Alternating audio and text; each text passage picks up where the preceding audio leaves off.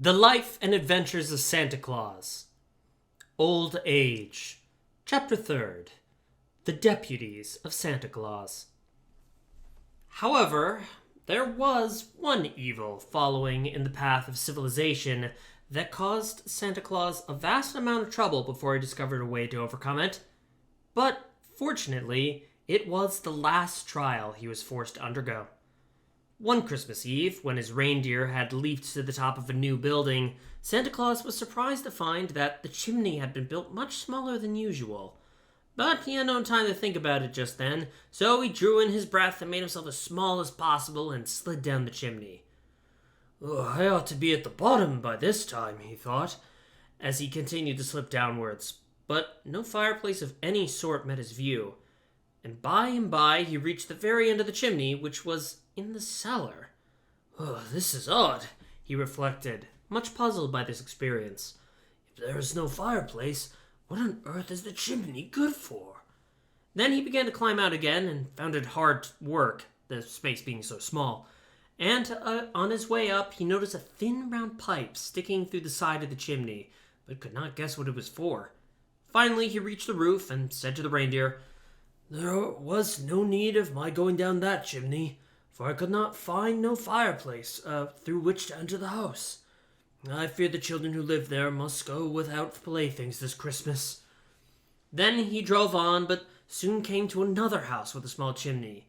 This caused Santa Claus to shake his head doubtfully, but he tried the chimney, nevertheless, and found it exactly like the other. Moreover, he nearly stuck fast in the narrow flue and tore his jacket trying to get out again. So, although he came several such chimneys that night, he did not venture to descend any more of them. What are the people thinking of to build such useless chimneys? He exclaimed. In all the years I've traveled my reindeer, I've never seen the like before. True enough, but Santa Claus had not then discovered that stoves had been invented, and were fast coming into use. When he did find it out, he wondered how the builders of these houses could have so little consideration for him, when they knew very well it was his custom to climb down chimneys and enter people by way of the fireplaces. Perhaps the men who built those houses had outgrown their own love for toys, and were indifferent whether Santa Claus called on their children or not. Whatever their explanation might be, the poor children were forced to bear the burden of grief and disappointment. The following year, Santa Claus found more and more of the newly fashioned chimneys had no fireplaces, and the next year still more. The third year, so numerous had the narrow chimneys become, he even had a few toys left in his sledge that he was unable to give away because he could not get to the children. The matter had now become so serious that it worried the good man greatly, so he decided to talk it over with Kilter and Peter and Neuter and Whisk. Kilter already knew something about it, for it had been his duty to run around all the houses just before Christmas to gather up the notes and letters to Santa Claus that the children had written, telling what they wished to put in their stockings or hung on their Christmas trees. But Kilter was a silent fellow and seldom spoke of what he saw in the cities and villages. The others were very indignant. Those people act as if they do not wish their children to be made happy, said sensible Peter in a vexed tone. The idea of shutting out such a generous friend to their little ones. But it is my intention to make children happy, whether their parents wish it or not, returned Santa Claus. Years ago, when I first began making toys, children were even more neglected by their parents than they are now. So I have learned to pay no attention to thoughtlessness or selfish parents, but consider only the longings of childhood. You are right, my master, said Neuter the Rill. Many children would lack a friend if you did not consider them, and try to make them happy. Then, declared a laughing Whisk, we must abandon any thought of using these new-fashioned chimneys, but become burglars and break into the houses some other way. What way? Asked Santa Claus. Why, walls of brick and wood and plaster are nothing to fairies. I can easily pass through them whenever I wish, and so can Peter and Neuter and Kilter. Is it not so, comrades? I often pass through the walls when I gather up the letters, said Kilter, and that was a long speech for him. So surprised Peter and Neuter that their big eyes nearly popped out of their heads. Therefore, continued the fairy, you may as well take us with you on your next journey. And when we come to one of these houses with the stoves instead of the fireplaces, we will distribute the toys to the children without the need of using a chimney. "Oh, that seems to me a good plan," replied Santa Claus, well pleased at having solved the problem. "We will try it next year." That was how the fairy, the pixie, the Nook, and the Rill all rode in the sledge with their master the following Christmas Eve. And they had no trouble at all in entering the new fashion houses and leaving toys for the children that lived in them. And their deft services not only relieved Santa Claus of much labor, but enabled him to complete his own work more quickly than usual, so that the merry party found themselves at home with an empty sledge a full hour before daybreak.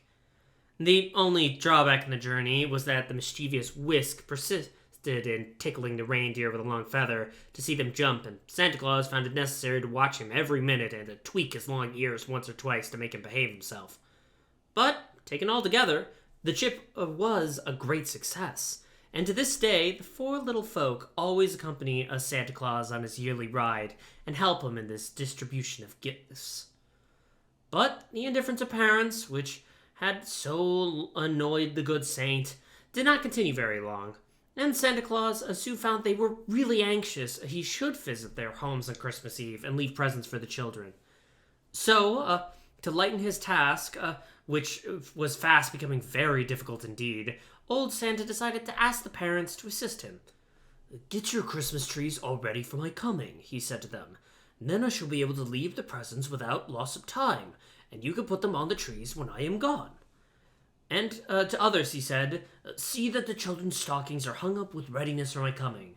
Then I can fill them as quick as a wink." And often, when parents were kind and good-natured, Santa Claus would simply fling down his package of gifts and leave the fathers and mothers to fill the stockings after he had darted away in his sledge. "I will make all loving parents my deputies," cried the jolly old fellow, "and they shall help me do my work. For in this way I shall save many precious minutes, and few children need be neglected for lack of time to visit them." Besides carrying around the big packs for his swift-flying sledge, old Santa began to send great heaps of toys to the toy shops, so that if parents wanted larger supplies for their children, they could easily get them. And if any children were, by chance, missed by Santa Claus on his yearly rounds, they could go to the toy shops and get enough to make them happy and contented. For the loving friend of the little ones decided that no child, if he could help it, should be longing for toys in vain. And the toy shops also proved convenient whenever a child fell ill and needed a new toy to amuse it. And sometimes, on birthdays, the fathers and mothers go to the toy shops and get pretty gifts for their children in honor of the happy event. Perhaps you will now understand how, in spite of the bigness of the world, Santa Claus is able to supply the children with beautiful gifts. To be sure, the old gentleman is rarely seen these days, but it is not because he tries to keep out of sight, I assure you. Santa Claus is the same loving friend of children that in the old days used to play and romp with them by the hour. And I know he would love to do so the same now, if he had the time. But, you see, he is so busy all the year making toys, and so hurried on that one night that he visits our homes with his packs, that he comes and goes among us like a flash, and it is almost impossible to catch a glimpse of him. And although there are millions and millions more children in the world than there used to be, Santa Claus has never known to complain of the increasing numbers. "The more the merrier," he cries with his jolly laugh, and the only difference to him is the fact that his little workmen have to make their little fingers fly faster every year to satisfy the demand of so many little ones. "In all this world, there is nothing so beautiful as a happy child," says good old Santa Claus.